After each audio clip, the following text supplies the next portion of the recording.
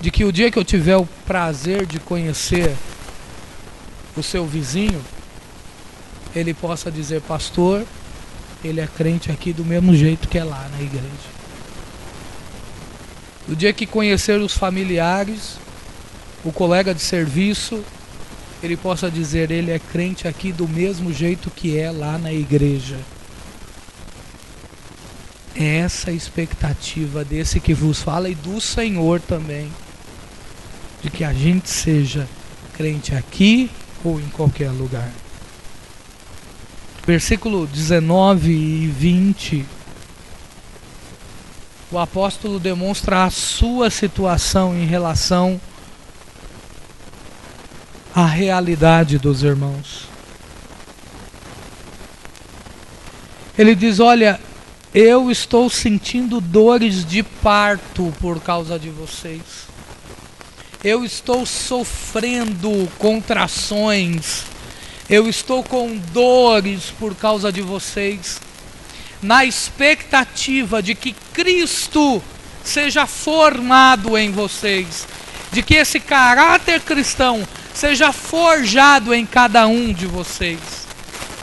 Essa é a expectativa, esse é o propósito de Jesus, de que cada um seja igual a Ele, de que o caráter de Cristo reine na nossa vida. E nós vamos ver isso melhor no capítulo que vem, que é o capítulo 5. Tanto que no versículo de número 20, ele diz: olha, como eu gostaria de mudar o tom da minha voz com vocês, como eu gostaria de estar falando outras coisas, mas eu ainda continuo perplexo a respeito de vocês. Essa palavra aqui, perplexo, que o apóstolo utiliza, traz a ideia de desorientado. O apóstolo estava como quem tivesse recebido uma pancada na cabeça e estava meio tonto, meio perplexo, sem saber para onde ia. Como ele se sentia aflito, triste por causa da situação dos irmãos lá na Galácia. Tanto que o que ele faz agora, a partir do versículo 21, caminhando para o final desse capítulo, é fazer uma comparação em relação a esse novo nascimento, a essa vida pela fé, essa salvação pela fé e essa vida de escravidão, seja ao próprio esforço ou seja a qualquer outro tipo de escravidão, como já vimos nos outros estudos anteriores. Ele faz agora um paralelo, traça um paralelo entre a vida de Agar e a vida de Sara, e aplica isso na situação dos irmãos na Galácia. Cabe primeiro aqui fazer uma explicação de por que Paulo faz isso. Nós sabemos que desde a Reforma Protestante, o método mais comum entre os cristãos de interpretação da Bíblia é o método histórico-gramatical. Mas Paulo aqui utiliza uma palavra que é a palavra alegoria, que ele põe no decorrer desse texto. Ele aponta então para uma interpretação alegórica. E os estudiosos entram em grande discussão por conta disso, mostrando: o apóstolo fez uma alegorização desse texto? Uns vão dizer que não, outros vão dizer que sim. Aqueles que dizem que sim apontam uma causa que é bem plausível para isso.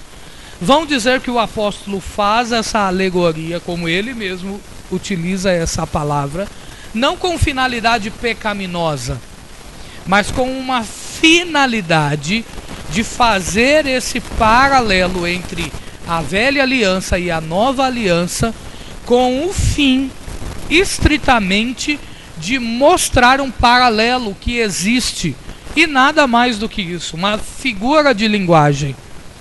e de que ele o fez sobre inspiração do Espírito Santo. E de que nenhum de nós aqui hoje, no tempo presente, tem essa mesma autoridade que Paulo tinha na época. Então isso é totalmente explicável dessa forma.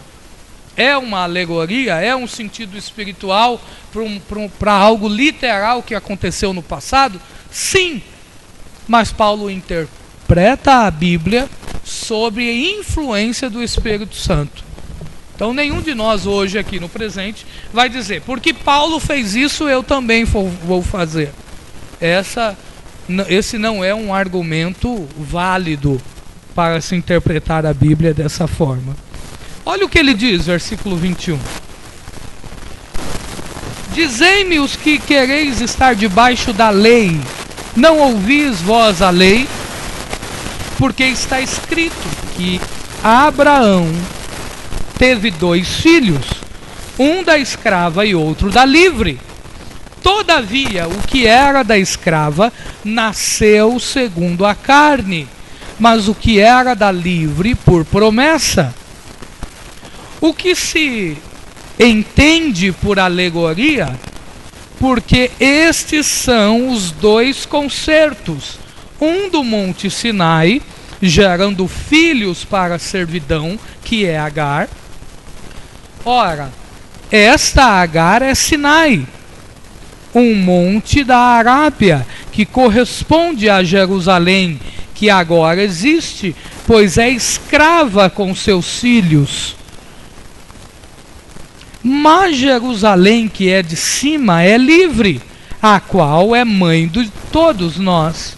Porque está escrito, alegra-te, estéril, que não dás à luz.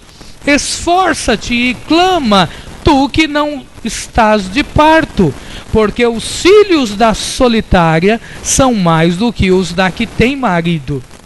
Mas nós, irmãos, somos filhos da promessa, como Isaque. Mas como então aquele que, segundo o Espírito, assim é também agora? Mas que diz a Escritura, lança fora a escrava e seu filho, porque de modo algum o filho da escrava herdará com o filho da livre. De maneira que, irmãos, somos filhos, não da escrava, mas da livre. Essa ilustração que o apóstolo faz aqui, essa interpretação da vida de Agar junto com a vida de Sara, pode nos parecer meio estranha. O que é que o apóstolo quer dizer com isso? Ele está comparando os filhos de Agar, ou filho de Agar, no caso Ismael e todos os que veio dele, com os israelitas, com aqueles que querem viver debaixo das obras da lei. Ele está falando, olha, esse nascimento natural, essa obra com base na humanidade, com base no esforço humano, porque o nascimento de Ismael foi um nascimento, uma concepção natural. Abraão se deitou com Agar e gerou, produziu Ismael. Então foi um nascimento, uma concepção natural.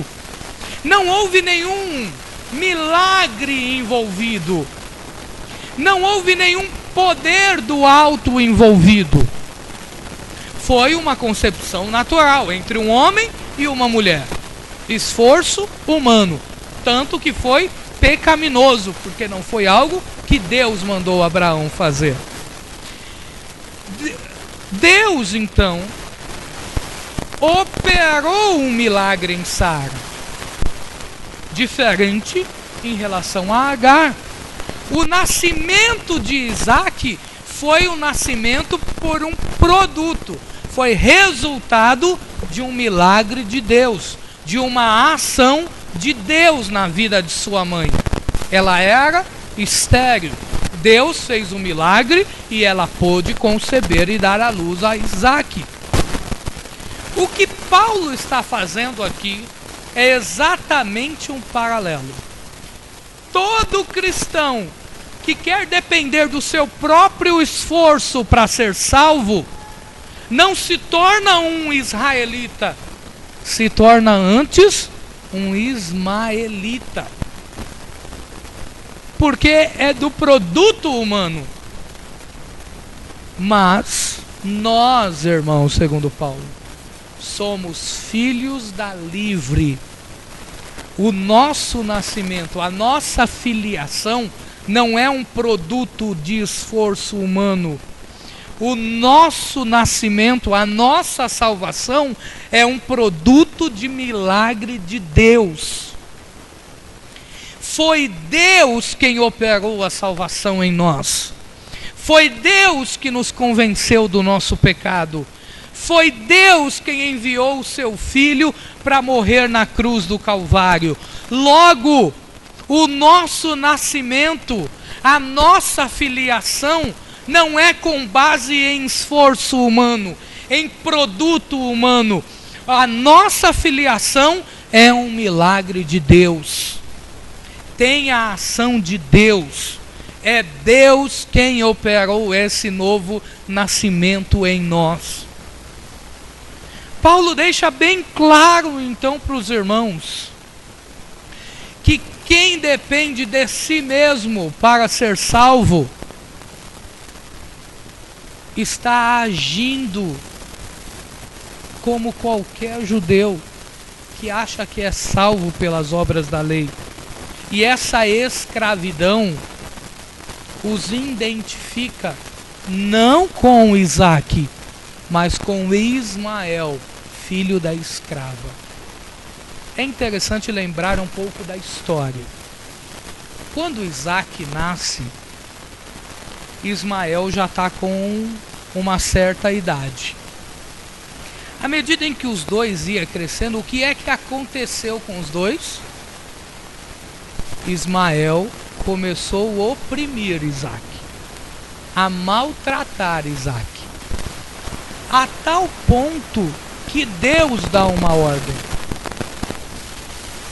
despeça-o, mande-o embora. Sara primeiro fala e depois Deus concorda: mande embora, não dá para conviver junto. Isso daqui, ou essa atitude, é a atitude que Paulo espera dos irmãos na Galácia e de que Deus espera de nós também. Quando qualquer ensino quer nos escravizar a uma salvação que não é produzida pela graça de Deus, nós devemos rejeitar, mandar embora.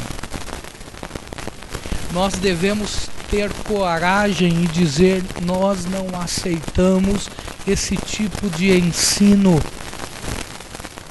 Nós dependemos da graça de Jesus Cristo. Eu estava ontem conversando com uma pessoa, falando das dificuldades que existem nas igrejas por propagações de tantas coisas. Quantas igrejas que eram tão sérias e que hoje, por causa dessa sedução do poder, de que hoje, por causa dessa sedução, por causa do dinheiro, quantas igrejas têm se corrompido nesse sentido? Quantos líderes têm deixado aquele ensino genuíno da palavra de Deus para pregar crescimento financeiro?